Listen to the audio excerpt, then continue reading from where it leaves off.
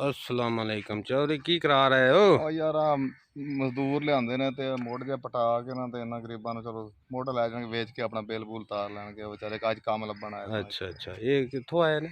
ਇਹ ਕੁਕਾਰਾ ਬਸਤੀ ਚੋਂ ਆਏ। अच्छा अच्छा ये की होया हुण? सारे पटन ने बिजली दे 5000 रुपया 10000 रुपया बिल बिजली दा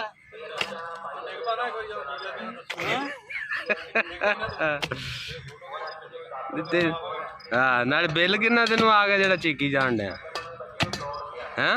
ਉਹ 6-700 रुपया दिहाड़ी ਹਾਂ ਤੇ ਬਿੱਲ ਆਇਆ ਪਿਆ 10000 रुपये ਤੇ ਫਿਰ ਉਹਦਾ ਕੀਤਾ ਹੁਣ ਕੀ ਕਰਨਾ ਵੇਖੀ ਜਾਣਾ ਤਾਰਨਾ ਕਿੱਥੋਂ ਤੇ ਇੱਥੋਂ ਹੁਣ 6-700 ਹੀ ਬਣਨਾ 6-700 रुपया बनना ਹਾਂ ਤੇ ਬਿੱਲ 10000 रुपया ਅੱਛਾ ਕੀ ਕਰੀਏ ਹੁਣ ਉਹਦਾ ਮੁੱਢੀ ਚ 500 रुपया ਆਉਣਾ ਯਾਰ ਆ ਜਿਹੜੀ ਮੁੱਢੀ ਆਹ ਅੱਛਾ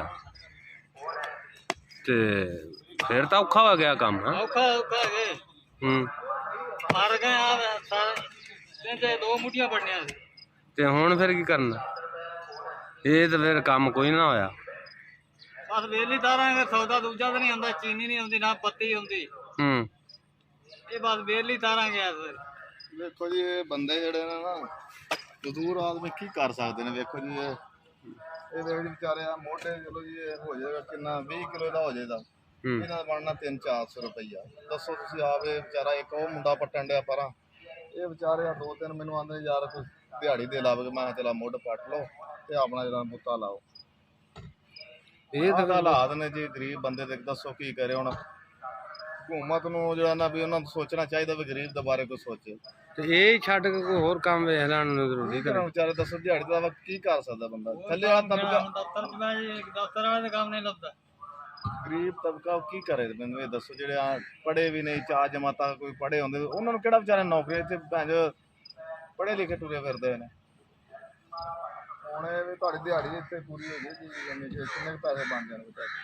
2-300 ਦਾ ਵਿਕਣਾ 2-300 ਦਾ ਵਿਕਣਾ ਤੇ ਚੀਨੀ ਕਿੱਥੇ 170-80 ਰੁਪਏ ਚੀਨੀ ਹੋ ਗਈ। ਚੀਨੀ ਹੈ ਤੇ ਫਿਰ ਅੱਲਾ ਤੇਰਾ ਭਲਾ ਕਰੇ। 1.5 ਕਿਲੋ ਚੀਨੀ ਲੈ ਲੈਣਗੇ ਜਾਂ ਘਿਓ ਲੈ ਲੈਣਗੇ ਫਰਜ਼ ਕਰੋ ਅੱਧਾ ਕਿਲੋ ਘਿਓ ਜਾਂ ਕੋਈ ਆ ਜਾਏਗਾ ਤੇ ਹੋਰ ਤਾਂ ਫਿਰ ਕੋਈ ਸ਼ਾਨ ਨਹੀਂ ਨਾ ਉਹਨਾਂ ਦੀ।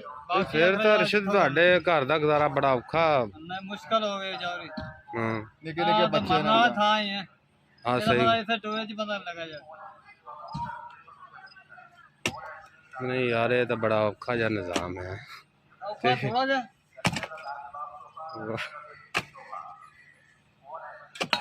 ਆ ਵੇਖੋ ਜੀ ਇੱਕ ਨਾਲ ਬੈਠਾ ਜਦੋਂ ਨਾਲ ਇਹ ਵੀ ਉਹਨਾਂ ਦਾ ਬੱਚਾ ਭਤੀਜਾ ਜੀ ਉਹਦਾ ਅੱਛਾ ਵਿਚਾਰਾ ਦੇਖੋ ਰੇਤੀ ਫੇਰਨਾ ਰੇਤੀ ਇੱਟਾਂ ਰੋੜੇ ਕੱਢ ਕੁੱਢ ਕੇ ਨਾ ਤੇ ਰੇਤੀ ਮਾਰੀ ਦੰਦਾ ਨਿਕਲ ਜਾਣਾ ਤੁਹਾਡਾ ਵਿਚਾਰਾ ਕਿਸੇ ਦਾ ਮੰਗ ਕੇ ਲਿਆਇਆ ਤੇ ਉਹਦੇ ਵੀ ਦੰਦੇ ਪੈ ਗਏ। ਉਹਨਾਂ ਦਾ ਮੈਨੂੰ ਸ਼ਾਮੀ ਦਿਲ ਕਰਦਾ ਆਖਿਰ 100 ਰੁਪਏ 200 ਲਿਆ ਹੋਰ ਲਿਆ ਕੇ ਜੁੱਤੀਆਂ ਥਾਂ ਬਣ ਗਈ ਅੱਬੇ ਨੇ ਲੰਮਾ ਪਾ ਲੈਣਾ ਆਏ ਗਵਾੜਾ ਕੋਈ ਨਹੀਂ।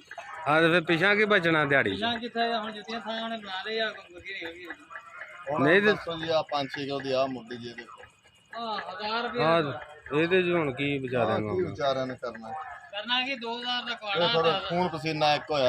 ਇਹ ਤਾਂ ਹਕੂਮਤ ਨੂੰ ਸੋਚਣਾ ਚਾਹੀਦਾ ਨਾ। ਵੇਖੋ ਉਹ ਬੱਚੇ ਦਾ ਹਾਲ ਵੇਖੋ ਕੱਲ ਦਾ ਨਿਆਣਾ ਤੇ ਕੀ ਉਹਦਾ ਹਾਲਾਤ ਹੀ ਬੁਰੇ ਹੋਏ।